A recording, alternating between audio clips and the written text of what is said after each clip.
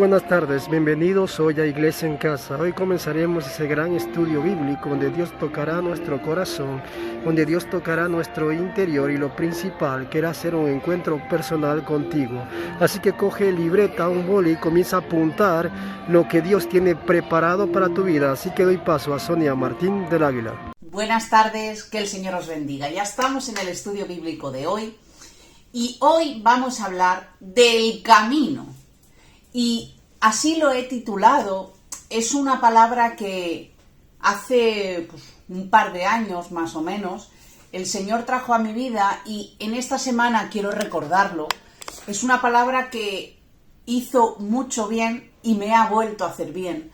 Y espero que el Señor pueda hablaros a cada uno de vosotros a través de esta palabra. Quiero empezar orando para que el Espíritu Santo descienda, para que traiga consciencia a nuestra vida de qué cosas hemos de cambiar, de qué cosas hemos de entregarle al Señor y ponerlas en prácticas. Así que, Padre, gracias, Señor. Gracias por la oportunidad de ser tu hija. Gracias, Señor, porque aunque yo no vea nada, tú me diste la oportunidad, Señor, para acercarme a ti. Así que gracias por tu misericordia, porque fuiste un Dios misericordioso para con mi vida y mi familia, Señor. Te pido que ese Dios misericordioso que es con cada uno de mis hermanos, hoy pueda descender al Espíritu Santo y podamos sentir tu presencia y podamos, Señor, entender tu palabra y podemos, Señor, que nos enseñes esos tesoros escondidos, Padre. Bendigo en el nombre de Jesús a cada uno de mis hermanos y hermanas y en el nombre de Jesús que no sea yo la que hable, sino que seas tú a través de mi boca. Gracias por la oportunidad que me das de utilizar este medio de YouTube para llevar tu palabra y para llevar este ministerio. En el nombre de Cristo Jesús. Amén. Y vamos a abrir la Biblia en Mateo, capítulo 1, a partir del 1. Vamos a leer. Libro de la genealogía de Jesucristo, hijo de David, hijo de Abraham. Abraham engendró a Isaac, Isaac a Jacob y Jacob a Judá y a sus hermanos. Judá engendró a Tamar, a Fares y a Zara. Fares engendró a Esrom y Esrom a Aram. Aram engendró a Aminadab y Aminadab a Nasón y Nasón a Salmón. Salmón engendró a Rahab, a Boz, y Boz engendró a Ruth, a Obed, y Obed engendró a Isaí. Isaí engendró al rey David, y el rey David engendró a Salomón, de la que fue mujer de Urías.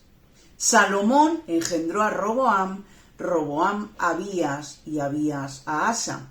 Asa engendró a Josafat, Josafat a Joram, y Joram a Uzías. Y así podemos ir leyendo todos los versículos hasta el versículo 17, que nos habla de las genealogías del pueblo de Dios hasta el tiempo de Jesús. Y estamos hablando de 42 generaciones. 42 generaciones, desde Abraham hasta Jesús. Y hoy dirás, ¿y aquí qué tenemos que hablar? Yo cuando esta palabra el Señor me la trajo hará un par de años, jamás me había dado cuenta de esto que hoy quiero exponer, porque el Señor ha traído a mi recuerdo, ha traído a mi memoria, y quiero ponerlo porque así el Señor lo quiere. Y es 4 mujeres que aparecen en esas 42 generaciones de Abraham a Jesús. Sí, hay 4 mujeres.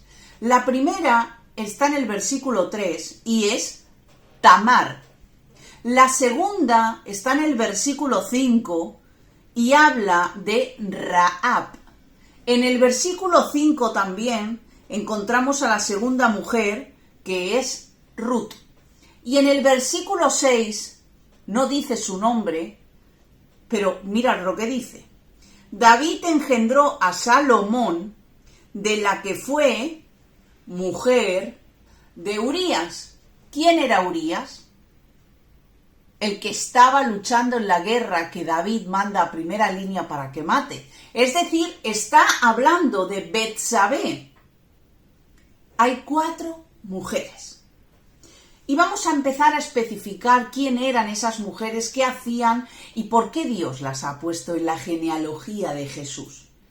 Tamar, primera mujer que nos encontramos en el versículo 3, vamos a ponernos en situación. Vamos a olvidarnos de este tiempo y vamos a meternos en historia. Era una mujer viuda. Acaba de morir su marido. Y nosotros sabemos qué es lo que pasaba, ¿verdad?, en la antigüedad con las mujeres viudas. O se volvían a casar o nadie quería saber nada de ellas. Eran apartadas de la sociedad, dicho así, padecían si no tenían un hombre. Porque esa era la ley de entonces. Pues cuando queda viuda, decide casarse con su cuñado, con el hermano de su marido que acababa de morir. Eso es lo que marcaba la ley. Si tuviera hijos, si tuviera hermanos, varones, tenían que casarse con esa mujer que había quedado viuda. Y ese marido nuevo que ella tiene, con tan mala pata que también se muere. Es decir, que Tamar ya es viuda por segunda vez. Y todavía le quedaba un tercer hijo, que le quedaba otro hermano de esos 2 hombres, pero era menor. Menos mal, si no se hubiera casado con él, a lo mejor se hubiera muerto también. Bueno, esa no es la historia. La historia es que queda viuda de nuevo y Tamar tenía que hacer algo para que alguien se casara con ella y que ella no fuera un desperdicio, que fuera algo que no servía en la sociedad. Y ella arma un plan. Y lo que hace es emborracha a su suegro. Lo deja totalmente fuera de sí, lo ha emborrachado. Ella se viste de prostitutas, porque las prostitutas llevaban un atuendo, unas túnicas completamente diferentes a lo del resto de mujeres. Y esa noche se acuesta con el suegro. Y en esa noche ella se queda embarazada del suegro que había emborrachado para poder acostarse con él. Cuando se entera ese hombre de que de que esa mujer ha emborrachado a ese hombre para acostarse con ella, la quiere matar. Pero ahí Tamar le dice: tengo un hijo, estoy esperando un hijo tuyo. Entonces decide este hombre perdonarle la vida, ya que estaba esperando un hijo de él mismo. Eso es la historia más rápida y más llamativa de Tamar, de esta primera mujer que habla en la genealogía de Jesús. En el versículo 5 encontramos la segunda mujer, que es Rahab. Y vamos a ver quién es Rahab. Josué, pongámonos en situación, Josué está a puntito de entrar a Canaán, a la tierra prometida. Ya llevan los 40 años dando vueltas por el desierto, ya Moisés ha muerto, Josué está a las puertas de entrar a la tierra prometida. Y antes de entrar a la tierra prometida, Josué manda a 2 espías a ver qué había en aquella tierra que iban a llegar, a ver qué es lo que había. Eso era lo que entonces se hacía. Y se dan cuenta de que hay espías y los mandan a matar. Y hay una mujer que se llama Rahab, que ve esa situación y dice: venid a mi casa, venid que yo os escondo. Y esa mujer, que acababa de meter a esos 2 hombres a su casa, evitando que los mataran, tenía el oficio de prostituta. Era una prostituta. Josué 2.1 nos habla de que están a punto, que mandan los espías, ahí lo podéis leer. Pero lo que más me impacta no es solo que Rahab fuera prostituta, sino que en Hebreos 11 sale en los hombres de la fe. Sabemos que en Hebreos 11 habla de muchos hombres de la fe, como hemos dicho muchas veces, y ahí habla de Rahab. de esta prostituta. Y hemos leído que Rahab se casa con Salmón, lo digo bien, Salmón, y tienen un hijo que se llama Boz. ¿Os suena Boz? Vamos a entrar ya en la tercera mujer, que es Ruth, y vamos a seguir la genealogía. Es decir, que Rahab se casa con Salmón y tienen un hijo que es Boz. Ahora vamos a hacer una historia paralela. Noemí, todos conocemos la historia, ¿verdad?, de Noemí. Noemí casada con su marido se queda viuda. Y esa mujer tiene 2 hijos. Un hijo se casa con Orfa y otro hijo se casa con Ruth. Pues también tiene la mala pata de que sus 2 hijos se mueren. Y sus 2 nueras quedan viudas igual que ella. Una de sus nueras, que es Orfa, se va, deciden volver a su tierra. Pero en cambio Ruth, su otra nuera, se queda con ella, se queda con Noemí. Y ahí está la historia de Noemí y de Ruth. Pues esa es la tercera mujer que habla, la genealogía de Jesús en el versículo 5. Y es Ruth, una mujer moabita. Y los moabitas en aquel entonces tenían prohibida la entrada a las congregaciones. Y lo vamos a leer en Deuteronomio, nos vamos al Antiguo Testamento para conocer un poquito la historia. Deuteronomio, capítulo 23, versículo 3. Y dice: no entrará amonita ni moabita en la congregación del Señor, de Jehová, ni hasta la 10ª generación de ellos no entrarán en la congregación de Jehová. Es para siempre. Aquí podemos ver que los moabitas no podrían entrar, diríamos, a la presencia de Dios. Y vemos que esta mujer está puesta en la genealogía de Jesús. Y es porque Dios borra la ley que hay en el Antiguo Testamento y le da una oportunidad única a esta mujer. Ruth era una mujer trabajadora. Ruth era una mujer joven que sabía que tenía que trabajar ya que su suegra era mayor y no podía. Ruth, esta mujer, tiene a Obed cuando se casa.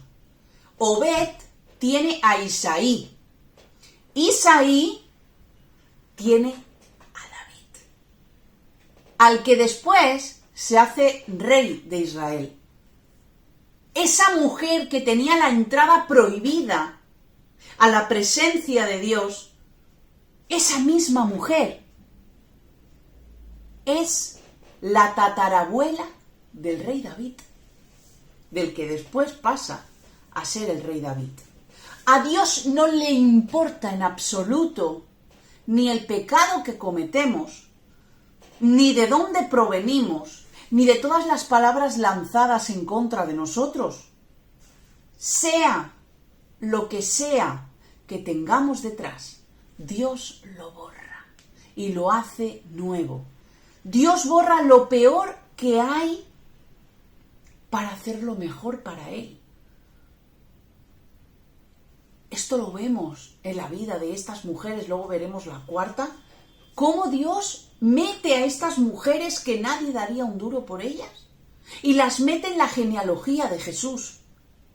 Hay muchas veces que nosotros nos equivocamos, muchas veces nos equivocamos y pensamos que no podemos servir a Dios hasta que seamos santos completamente, que no podemos servir a Dios porque no somos lo suficientemente puros para hacerlo.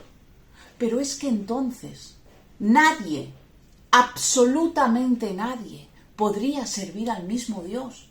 Nadie de nosotros, porque no hay un solo santo, ni sin mancha, dice la palabra.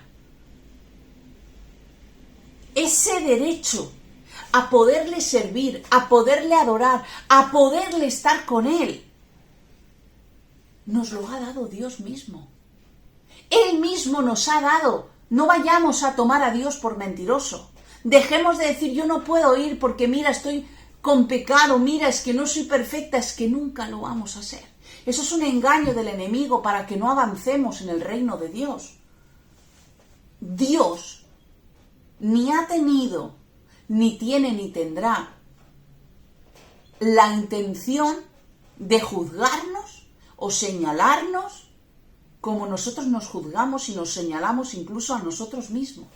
No, Dios no quiere eso con nosotros, no. Dios viene a darnos, a restaurarnos esa relación que hemos perdido con Dios, o incluso que teníamos, que ya no tenemos, o que nunca hemos tenido. Yo no sé cómo está tu vida espiritual, yo solo sé cómo está la mía. Yo solo sé si la he tenido, si la tengo, si no la he tenido nunca. Si nunca has tenido una relación con Dios, Dios hoy viene a restaurar tu relación con Él.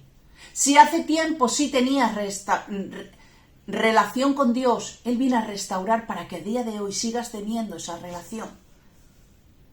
No solo nos equivocamos pensando de que no somos lo suficientemente puros y santos para servirle, sino que también nos equivocamos pensando que no podemos servir a Dios porque estamos pecando. Eso es otro error. Desgraciadamente, el pecado siempre va a ser parte de nosotros. Rahab, esta mujer, era prostituta. Y continuamente estaba pecando. Estaba acostándose con hombres casados o no casados, pero ella no estaba casado con ellos. Estaba pecando en fornicación y en adulterio. Constantemente pecaba. Y aún así, en medio de su pecado, Dios cambia completamente su vida. Y la incluye en la genealogía de Jesús. Y la incluye en el camino que Dios trazó hasta Jesús. Nosotros, yo, tú, los hijos de Dios, ¿en qué creemos? ¿En qué decimos que creemos? ¿En un Dios de ley? ¿En un Dios recto y ahí que amenaza, que mata, que destruye? ¿Que solo quiere juzgarnos y condenarnos y ver el pecado y señalarlo?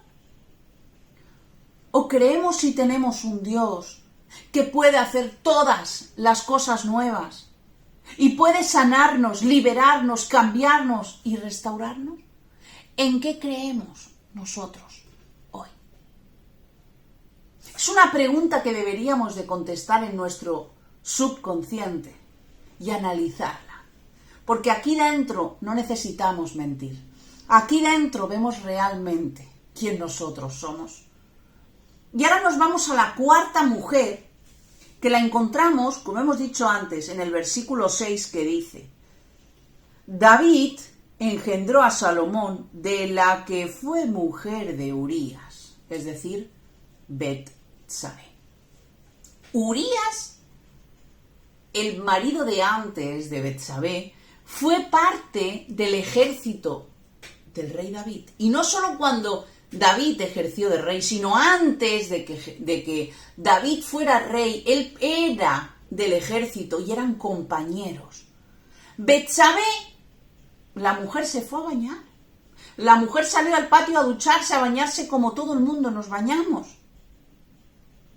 Y David, ahí está el hombre en el patio y se encapricha de Betsabé. La ve, le gusta, tráemela para acá, se acuesta con ella y se queda embarazada. Y ya el hombre se da cuenta de lo que acaba de hacer una mujer casada con un amigo, con una parte del ejército. Pues mira, lo que voy a hacer es decirle a Urías que venga, lo emborracho, que se vaya, que se acueste con su mujer, y así pues el hijo representa que es de él. Bueno, ese hombre se queda durmiendo en la puerta, ocupando el lugar que le corresponde, y no se acuesta con su mujer. Al día siguiente se va a la guerra y ya por último decide David, mira, ponerlo en primera línea para que sea el primero en morir. Y ese hombre se muere. Y ahí nace ese bebé. Seguimos con la mala pata, que ese bebé se muere también. Tiene que venir el profeta Natán, tiene que contarle una historia para que se dé cuenta de que lo ha hecho mal, que se arrepiente a Dios, y Betsabé y David vuelven a tener un segundo hijo. ¿Y ese hijo cómo se llamaba? Salomón. Aquí lo hemos leído, se llamaba Salomón. Todos conocemos a Salomón, fue el hombre más sabio de la tierra. Y el último rey de Israel, pero fue el más sabio. Su trono duró 40 largos años. Salomón, el hombre más sabio que había en la tierra, venía de la esencia del mismo pecado. Sí que es verdad que no fue el hijo con el que engañó, pero la vida de tanto de David como de esa mujer, había estado inmersa en el pecado, había estado ahí enredada entre una cosa y la otra. Venía de un pasado oscuro, podríamos decir. Para que nos hagamos a la idea, en Primera de Reyes, leamos Primera de Reyes, por los primeros capítulos, Betsabé llega a ver, cuando es mayor ya, a su hijo Salomón reinar en Israel. Llega a ver con sus propios ojos cómo su hijo es rey. Dios borró el pasado oscuro que tenía David, su madre, él, y lo hizo rey. ¿Cómo Dios no lo va a hacer con nosotros? La primera mujer emborracha a su suegro, se acuesta con su suegro, tiene un hijo. La segunda mujer, Rahab, es prostituta de oficio, constantemente está pecando. La tercera mujer, por ley de Dios, era expulsada de la congregación, no podía ser parte del pueblo de Dios. Y la cuarta y última mujer, Betsabé, adulteró, engañó a su marido con el rey, tuvo un hijo con él, y toda esa trama que ya conocemos. Estas son las 4 mujeres que nos encontramos. Podríamos haber hablado de los hombres, pero hoy vamos a hablar de las mujeres. Si Dios ha cambiado la línea de continuidad de estas mujeres, si Dios ha cambiado su pecado y las ha integrado en el pueblo de Dios, en la genealogía de Jesús, ¿cómo Dios no va a hacerlo con tu vida? ¿Cómo Dios no va a hacerlo con mi vida? ¿Cómo Dios no nos va a perdonar? ¿Cómo nos vamos a seguir juzgando? Cuando Dios lo que hace es amarnos, perdonarnos, restaurarnos. Todo eso es lo que Dios hace con cada uno de sus hijos.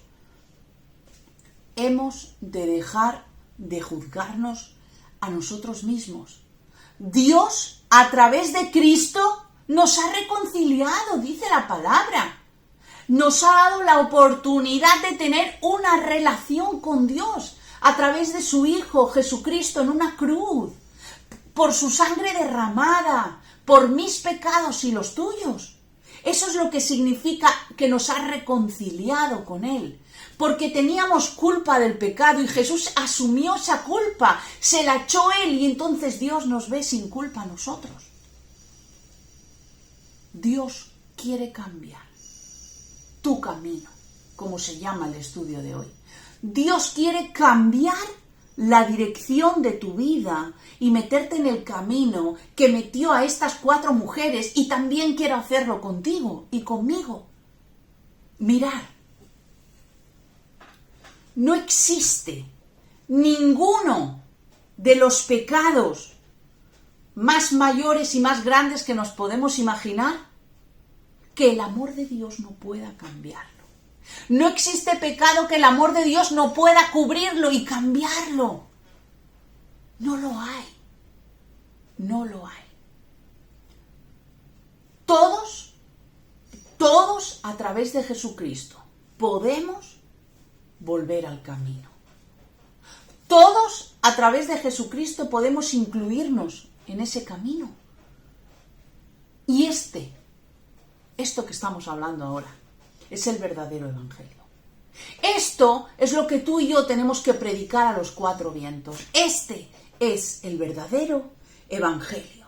El evangelio del perdón, el evangelio de que Dios cambia tu pecado y lo restaura, el evangelio de que te incluye en el camino y te hace hijo y te hace digno. Este es el verdadero evangelio. Muchas veces hemos hablado de que nosotros no podemos predicar el evangelio de sanidad, nosotros no podemos predicar el evangelio de apariencia, de que todo va bien y de que tengo la mejor familia y que todo me va estupendamente, porque es mentira, porque no estamos dando a conocer el verdadero evangelio, el que las cosas nos vayan bien, el que tengamos sanidad, el que tengamos alegría y el que Dios cambia las cosas, es consecuencia de vivir en el camino correcto.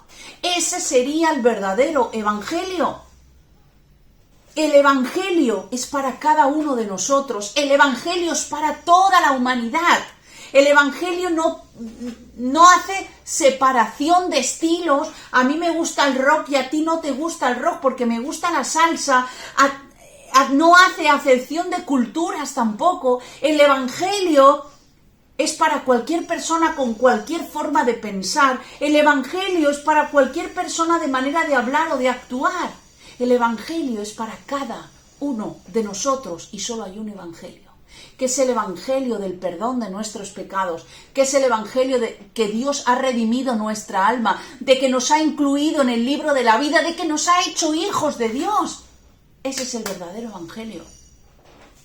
¿Cuándo nos vamos a dar cuenta que ese es el verdadero evangelio?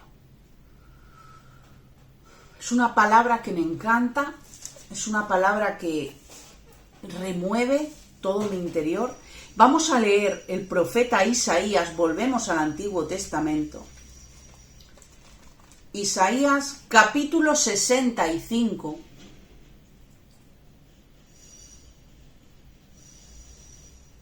El versículo 1 y el versículo 2. Vamos a leer, vamos a entender.